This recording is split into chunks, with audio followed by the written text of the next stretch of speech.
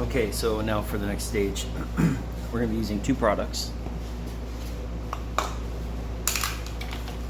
It's going to be part A of BDC 3300. We're going to be using one part of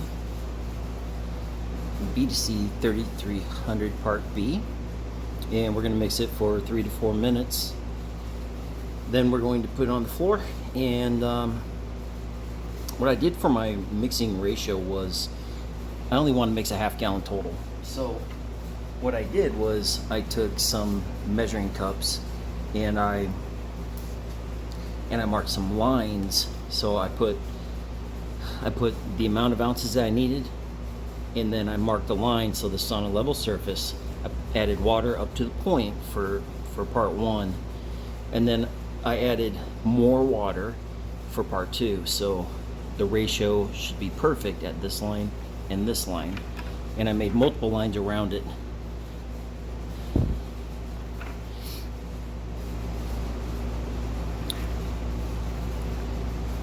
So, and you'll see that it's pretty much 2 quarts is what it's going to end up being. So, all right, let's get at it.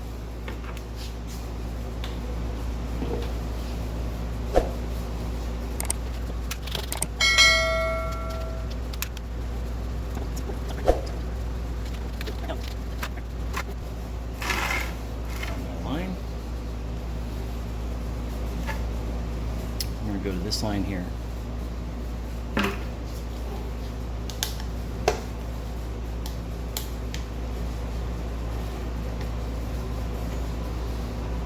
And in hindsight, it would have been nice to have a pouring top, but that's okay. We'll make do. Move these out of the way as well.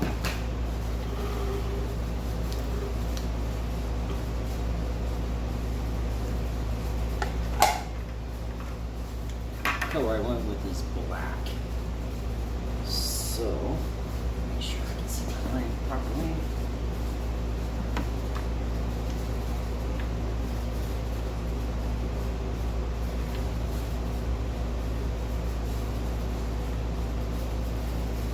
Right up to the line.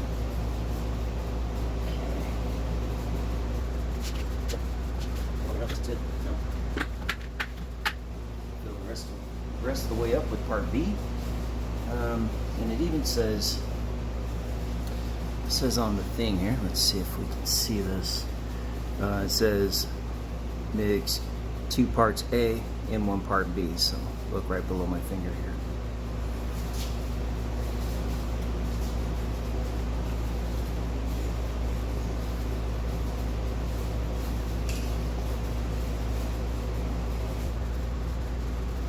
And actually, I'm going to throw some gloves on. Save the fingers. Just in case. I'm going to go ahead and open up this. Throw that away. Now I'm going to go to the second line. Like this.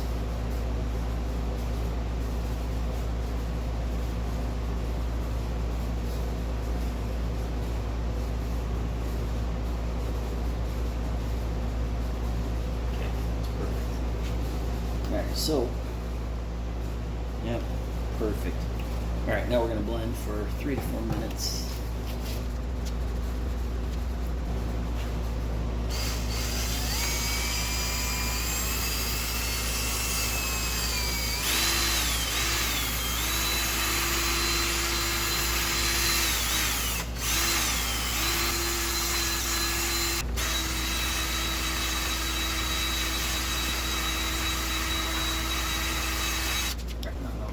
Drip for a second. Now I'm going to throw on my mask because there's not a lot of wind flow today, and I prefer not breathe this stuff. And we'll start pouring. Okay, so what I'm going to do, I'm not going to use my spike shoes yet. I think I sound like Darth Vader at the moment. What I'm going to do is I'm going to pour it out kind of evenly across the floor. Then I'm going to use the squeegee, and I'm going to stay away from I'm going to stay away from the epoxy with my shoes, and then as I come out, I'm going to extend the pole, and then I should be able to spread out squeegee from there, and then I'll back roll it with spikes.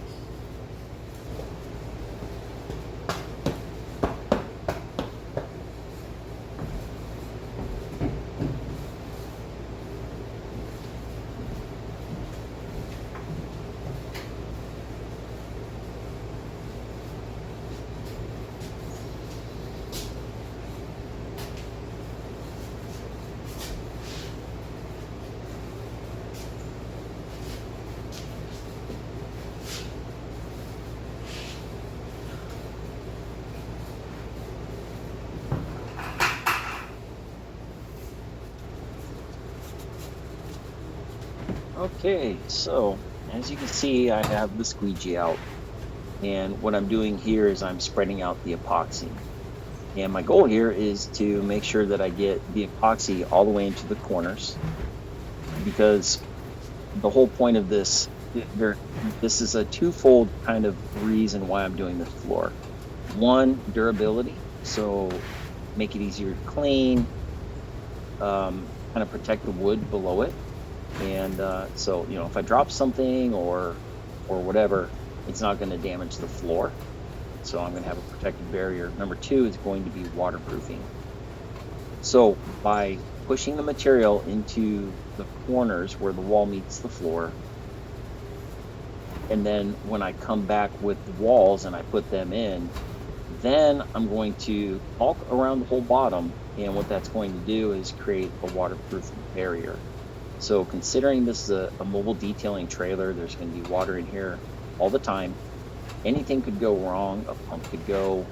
You could have piece of equipment, I don't know, a hose or something could fail. You could spill a bucket. Anything could happen. And so I'd like to protect. I'd like to protect this as much as possible, because in the end, I'm going to have a really nice trailer, and I want to make sure that the floor isn't something that I overlook. So that's kind of what we have going on here. The process that I'm doing here, so A, my focus is getting it into the corners. B, I'm trying to move around the epoxy as much as possible to make it as even as possible. So I want to not only get the corners really well, but I want to make sure that there's no exposed wood anywhere, no thin spots or spots that are thicker. Even though this will self-level, it's not going to dry quick enough for it not to. So it will self-level a bit. However, I still want to get it as even as possible across the trailer. So that's what I'm doing here. Of course, I'm adding some more epoxy, and I will continue with this process until I get the entire floor covered. After this, which isn't going to be shown because my video stopped recording before the end of it, is the next process is going to be back rolling. And the back rolling is going to be the same as in my primer 2-part epoxy coat that I did. The back rolling will be the same. So what I'll do is I will start from one end, either the front or the back, go all the way down, all the way back. And then I'm going to overlap by about 20% on each roll. So as I'm going across, what that does is it'll give you nice, even bridge. And it'll make it look much more consistent. It's a process used a lot in painting. If you want walls to look really good, you would go all the way across, and then you'd also cross over the last, so you'd overlap on the next roll. So very similar process. We're not going to see this floor, or we're not going to see the black on the floor once we throw down flake, which is coming up next. And however, for my own sake, I wanted to make sure that the same, even though you're not going to look at it, I wanted to make sure that it was as consistent as possible, just because that's the right way to do it from my perspective. So video is going to cut off here in a second, and then we will get to some chips.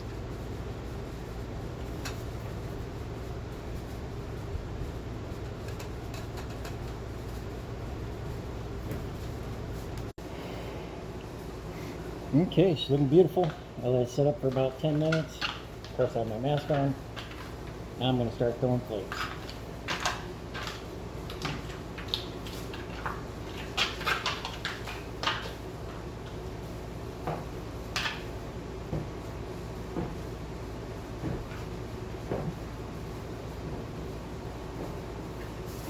So the flakes that we're putting down, we're doing what we're calling, or what they call, a full flake floor. And what you do, and probably it's my first time, so probably could have changed the way I did a few things, but what you want to do is just take a handful of flakes, throw them up in the air, and let them land on the floor.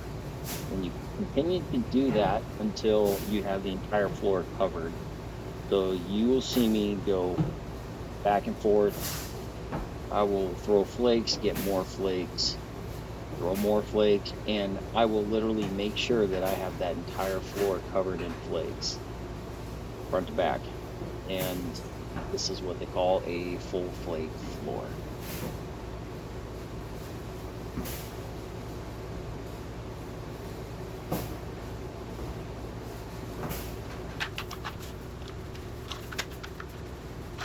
If you're wondering what the color of the flakes are that are going on the floor, they are a combination of red, white, and black with a little bit of glitter mixed in. Just give it a little bit of bling, a little bit of pop, keep it fun.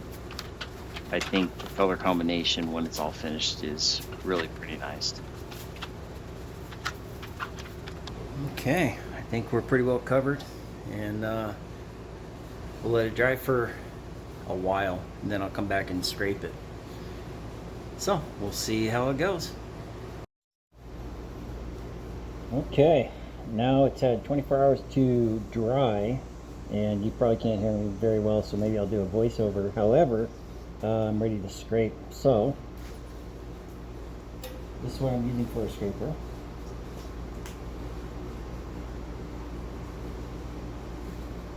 And we'll see how it goes.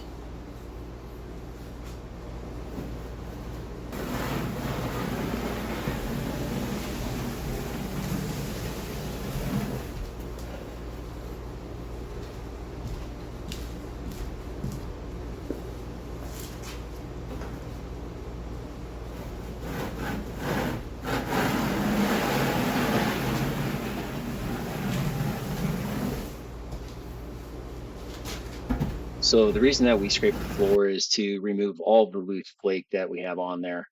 And what you want is to have absolutely no flakes sticking up or anything else. So the weight of this scraper is pretty heavy, and it's enough to knock down all of the standing, let's call it, the pieces that are sticking up out of the epoxy. And of course, I'm also pushing the flake that was on top of the flake that landed on the epoxy itself. So once I get this part done, then I'm going to come back over it. I will sweep and vacuum and all that good stuff, and make the surface pristine. So when we lay down the polyurethane, we should be good to go.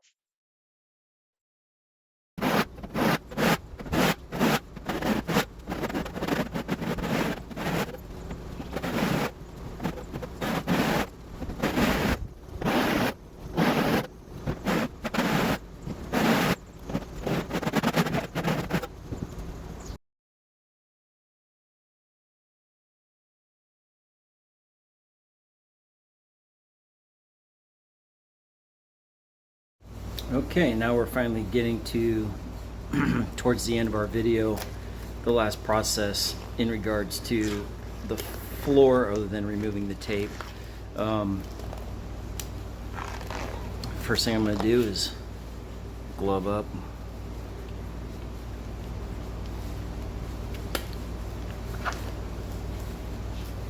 Yeah, I'm going to get everything ready.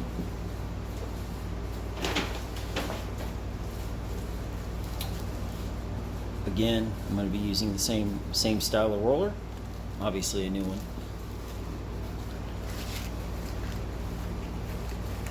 If I can get this glove on, that'd be great. Okay. Alright. I'm going to be using my drill. The product I'm using is this right here from West Coat. I know I was saying before I was using a Polyaspark. I'm actually going to use a Polyurethane for the top coat. So there's a part A. Here's the part B. And what I'm going to, there we go. There's part B. And what I'm going to do is, I did the same thing as the last coat that I did on the epoxy, is I marked on the bucket what I need to fill part A up to and then part B up to. I'm mixing a total of a half a gallon for the square footage of the trailer, so it's going to be a little bit more than you would have or you would need, but that's what we're going to do.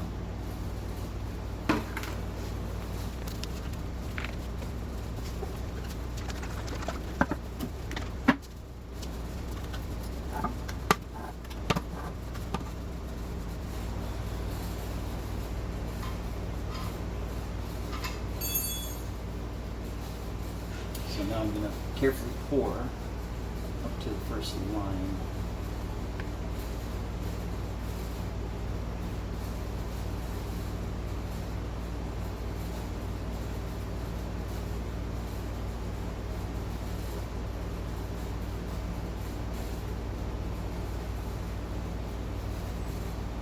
Okay. Perfect.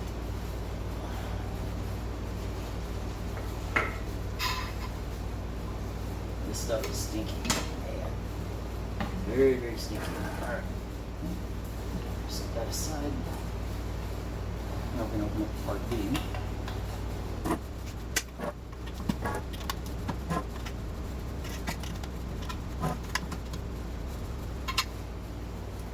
Now I'm going to fill this up to the second line.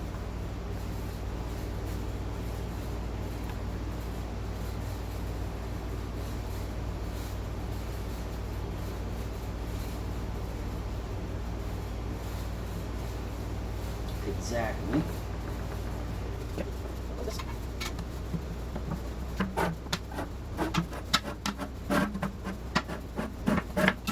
Now we're going to mix for, let's call it 3 minutes. Let's do this.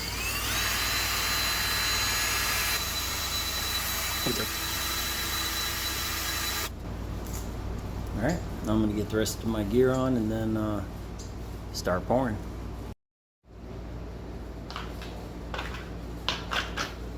Okay, I think I'm ready. I'm going to use the same process as I used on the last coat. I'm going to put it on there, and I'm going to start squeegeeing it into the corners. Then I'm going to try to squeegee it around as much as possible, and then I'm going to back roll it.